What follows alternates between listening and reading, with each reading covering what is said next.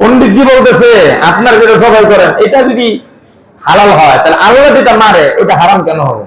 ওটা আরো বেশি আগে হালাল হওয়া দরকার। রাস্তায় মনে করেন গরু দাবড়ায় মরে গেছে, এটা মারছে কে? আল্লাহ মারছে না? তাহলে আল্লাহ মারলে এটা হারাম কেন হয়? আর আপনারা 10 জন 12 জন মিল্লা গরু জবাই করে যে খান, এইটা কেন হালাল হয়? আল্লাহ রাব্বুল আলামিন কুরআনুল কারীমের আয়াতের মধ্যে বলেন, হুররিমাত আলাইকুম উম্মাহাতুকুম ওয়া বানাতুকুম ওয়া আখাওয়াতুকুম হুররিমাত আলাইকুমুল মাইতাতু ওয়াদ-দামু ওয়া লাহমুল খিনজির ওয়া মা উহিল্লা লিগায়রিল্লাহি বিহি ওয়াল মুনখানিকাতু ওয়াল মাওকুদাতু ওয়াল মুতারাদ্দিয়াতু ওয়ান নাফিহা ওয়া মা আকালাস সাবউ ইল্লা মা যাক্কাইতুম। এখানে অনেক খাবারের কথা আল্লাহ তাআলা নিষিদ্ধ ঘোষণা করছে। যে খাবারগুলো হারাম আল্লাহ রাব্বুল আলামিন নিষেধ করছেন, এগুলা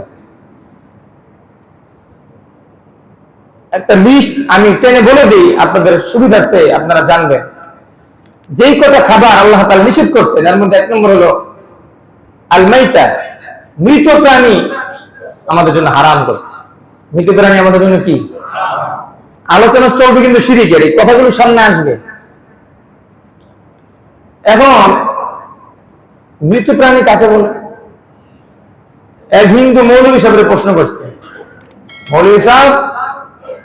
मौलवी साहब बोले, जी पंडित जी बोलिए, तो आपके दीन में क्या मसला है कि आप जो हाथ में मरते हो वो आप खाते हैं,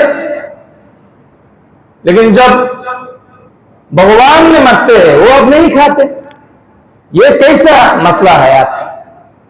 हिंदू बोलते से मौलवी साहब, इमाम साहब, আপনাদের দিন ধর্মের কথা তো বুঝি না। হুজুর বলেন কেমন? তখন বলতেছে আপনারা নিজেরা যেটা মাইরা খান, মানে জবাই করা মানে কি? নিজে মারছি, যেটা আপনারা নিজেরা জবাই করেন, নিজেরা মারেন, এইটা আপনারা খান, হালাল বলেন।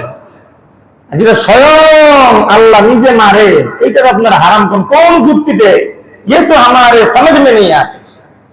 আপনারা বুঝছেন না, এটা কথা বলেন বুঝবো কেমনে? ক্লান্ত সব ঘুমাইতেছে সেজদা দিয়া। পণ্ডিতজি বলতেছে আপনার যেটা জবাই করেন এটা যদি হালাল হয় তাহলে আল্লাহ যেটা মারে ওটা হারাম কেন হবে? ওটা আরো বেশি আগে হালাল হওয়া দরকার। রাস্তায় মনে করেন গরু দাবড়ায় মরে গেছে, এটা মারছে কে? আল্লাহ মারছে না? তাহলে আল্লাহ মারলে এটা হারাম কেন হয়? আর আপনারা 10 জন 12 জন মিল্লা গরু জবাই করে যে খান, এইটা কেন হালাল হয়? তো মৌলভী সাহেব এই হিন্দুর তো আর আপনার কোরআন হাদিস বুঝাতে পারবেন না, এর বুঝে দেবো লজিক দিয়া। কি দিয়ে বলেন? मौलवी साहब बोलते से भाई साहब आप तो बहुत अच्छा सवाल किया, लेकिन इस सवाल का जवाब देने के पहले हमारी भी एक सवाल है। आपने तो खूब उत्तम एक प्रश्न করছেন, কিন্তু এটার জবাব দিতে গেলে এটার আগে আমার আরেকটা প্রশ্ন আছে। যে বলিए मौलवी साहब। तो मौलवी साहब बोलते से भाई साहब आप दुनिया में पानी खाते, पानी पीते हो, जो आपने अपने हाथ से लगा हुआ है, और अल्लाह ने एक नल आपके पास दिया, एक नल तो अपनी बना लिया और एक नल अल्लाह ने दिया।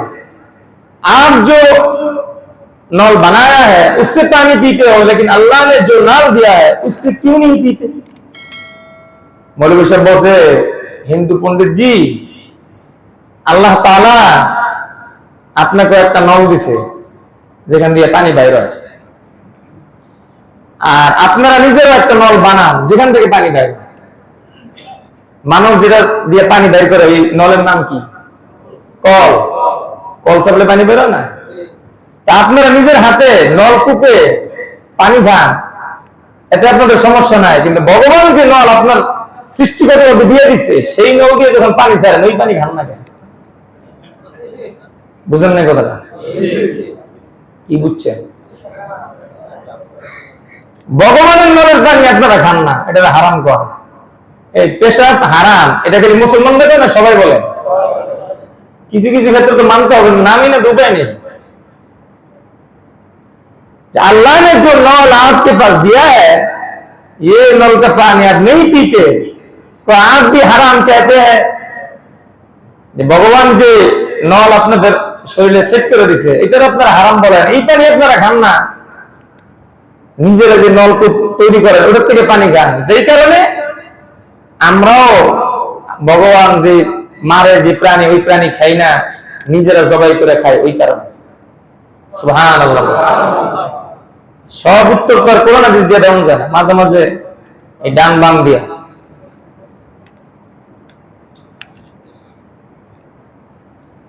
মানে কত ধরনের প্রশ্ন, আল্লাহ হেফাজত করুক। আর এক পণ্ডিত জিজ্ঞেস করে, বলে হুজুর আপনাদের মুসলমানের ধর্মে তো সব কাজের দোয়া আছে, খাবারের দোয়া আছে, আপনার খাবার শেষের দোয়া আছে, বাথরুমে ঢুকার দোয়া আছে, বাথরুম থেকে বের হওয়ার দোয়া আছে, আছে না? জামা কাপড় যে আমরা পরি এটারও দোয়া আছে, মসজিদে ঢুকার দোয়া, বাহিরে হওয়ার দোয়া, বিবাহ শাদীর দোয়া, এবং কি স্বামী স্ত্রী যে মুজামাত করবে, একত্র যে মিলে, এটারও দোয়া আছে।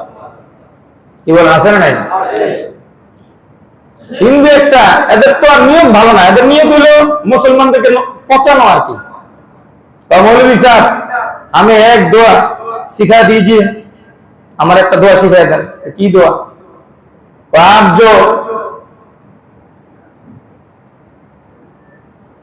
जो पिछली रास्ता में जो हवा निकलती है, इसका क्या दुआ है, ये मुझे बता दे।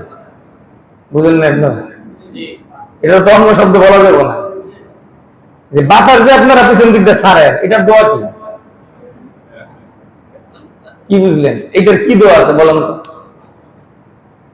তো হিন্দুরা মাঝে মাঝে এইভাবে মুসলমানদেরকে টিটকারি করতে চায়। তো হুজুর আবার তাৎক্ষণিকভাবে উত্তর দিছে, হরে কৃষ্ণ হরে রাম রাধে, হিন্দুরা জন্ম নিলে মুসলমানরা সাধে। কথা কি বুঝতে পারছেন? তো এইভাবে বহু ঘটনা আছে। তো হিন্দুরা এইভাবে কলা কৌশলে অনেকভাবে চাইছে, কিন্তু পারে নাই, আলহামদুলিল্লাহ। আল্লাহ রাব্বুল আলামিন বলেন, আল মাইতা, এটা হারাম, মৃত প্রাণী খাওয়া কি বলেন? এরপর প্রবাহিত রক্ত, ওয়াদ্দাম, প্রবাহিত রক্ত খাওয়া যাবে না। এই যে মৃত ব্যক্তি, মৃত প্রাণী খাওয়া যায় না যে কারণে, এটা কুরবানির সময় বলা হয়েছে।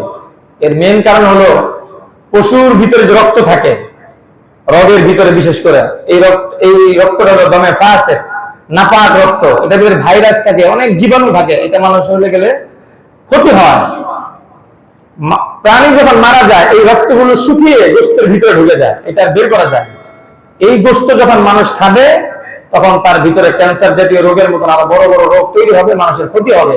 এই জন্য আল্লাহ রাব্বুল আলামিন মানুষ যেন ক্ষতি থেকে বাঁচে, আল্লাহ তাআলা বিধান নাযিল করে দিলেন, মৃত প্রাণী খাওয়া হারাম। বলেন সুবহানাল্লাহ।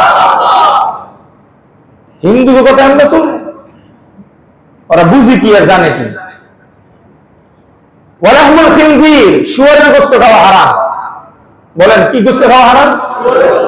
এই জন্য ফাস্টফুডের খানা যারা বেশি করে খান, পয়সা খরচ করে, বান্ডিল ব্যাংকের টাকা দিয়ে, পোলারে ফাস্টফুড খাওয়া আর ফুলানি করে, আমার ছেলে তো ফাস্টফুড ছাড়া চলেই না, তো খাওয়ান ভালো করে।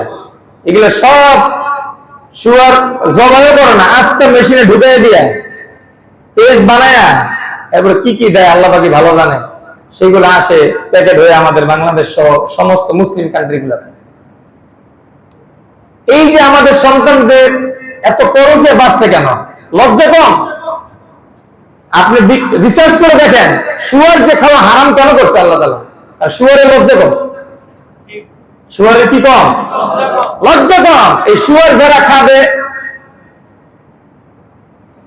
তাদের লজ্জা কমে যাবে।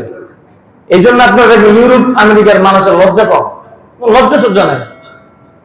কথা বলেন না কেন ভাই? লজ্জা কম।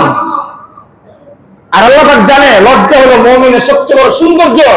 এই জন্য মুমিনের সৌন্দর্য যাতে নষ্ট না হয়, বিনষ্ট না হয়, এই জন্য আল্লাহ বিধান নাযিল করে দিয়ে বললেন, ওয়ালাহমুল খিনজির, শুয়োরের গোশত খাওয়া হারাম, আমার মুমিন বান্দা বান্দীরা তোমরা কিন্তু শুয়োরের গোশত খাও না। সুবহানাল্লাহ বলো। ফাস্টফুড খাওয়াবেন বেশি করে, এই জন্য দেখলে বেয়াদব হয়। বাপের কথা শোনে না, মায়ের কথা শোনে না, শেষ বয়সে বাপের যে দেখতে আসবে ওটাও দেখে না। একবার উচিত করে নিছে, ভালো করে ইংরেজি শিখে ইংরেজিকে সেটেল করে দিবে, আর দেশে বসে চোখের পানি ফেলাবেন আর কান দেন, আর হুজুরের কাছে তাবিজ চাইবেন বড় বড়। কথা বলেন ঠিক কিনা? আপনারা কে দিচ্ছে এত বড় শিক্ষিত বানাইতে, যে শিক্ষার পরে আপনার মতন বাপেরই সে পরিচয় দিতে চায় না? এত শিক্ষিত বানাতে বলছি কে আপনাদের? এই দুনিয়াতে যদি কোনো ডাক্তার না থাকে, কোনো ইঞ্জিনিয়ার না থাকে, কোনো বিজ্ঞান না থাকে, দুনিয়া অচল হয়ে যাব। যে সময় বিজ্ঞান ছিল না সে সময় দুনিয়া ছিল না? আওয়াজ করে বলতে হবে, ছিল কি ছিল না? যে সময় সিজার ছিল না ওই সময় মানুষের জন্ম হয়নি? এত বুঝেন কে? বেশি যারা বুঝেন তাদের এই অবস্থা হয়। অন্তর জেলে বলে সরকার বলতে পারতেছে না। আল্লাহ পাক বলেন শুয়োর খাবা না, শুয়োরের লজ্জা কর। ওয়ামা উহিল্লা লিগাইরিল্লাহি বি। আরেকটা হলো যেটা আল্লাহর জন্য জবাই করা হয় নাই, আল্লাহর জন্য যা জবাই করা হয় নাই এই প্রাণীর গোশত খায় না। এই যখন পূজা চলতেছে না, পূজায় যে পাঠাগুলো জবাই করা হয় সবাইকে আল্লাহ নামে জবাই দেয়? একজনও দেয়? এই পানার মাথা, খাসির মাথা তো বাজারে সমানে বিক্রি হইতেছে, আর 400 টাকা 500 টাকার মাথা 100 টাকা 200 টাকা পাইতেছে, সমানে কিনতেছে, আর খুশি খাসির মাথা খায়। এই যে আপনি গায়রুল্লাহর নামের জবাহকৃত পশুর গোশত খাওয়া হারাম, কি করলেন আপনি? কেন কিনলেন? খাসির মাথা না খেলে কি জীবন চলবো না? এমনকি আমি তো এই কথা বলি, সরাসরি চোখে যদি দেখেন খাসি জবাই করতেছে সেখান থেকে কিনবেন। আমি টাউনাল বাজার ইমাম ছিলাম, ওখানে কসাইদেরকে শিখেছে গরু কিভাবে জবাই করতে হবে, ছাগল কিভাবে জবাই করতে হবে বলে দিস, মাপ কিভাবে দিতে হবে সেটাও শিখিস। তারা মাপে কম দিত আর গোশতের মধ্যে পানি ঢুকাইতো, এটাও মানা করছে, এটা করবেন না। সঠিক গোশত দেন, আপনার দাম সঠিকটা নেন, অন্যায় ভাবে নিয়েন না। বারাকা দিবেন কে? আল্লাহ। গোশতের মধ্যে পানি দেওয়া আর জবাই ছাড়া, বিসমিল্লাহ ছাড়া জবাই করা হারাম। তো যেটা আছে 5 কেজি 10 কেজি গোশত কিনতেছে, কোনো খোঁজ খবর নাই, কি যে কিনতেছে তার জানাও নাই। গোশত না খেলে কি মানুষ মরে যাবে? আর খাবেন যখন তাজা গোশত খান, কিনেন, সামনে দাঁড়ায় কিনেন, কষ্ট করে কিনেন, হালাল খান। কথা বলেন ঠিক কিনা? এরপর আল্লাহ তাআলা বলতেছেন, তো যাই হোক যেটা বলতেছিলাম, দেব দেবীর নামে জবাই করে এই পশুগুলোকে, কোন রকম এই পশু খাওয়া যাবে না।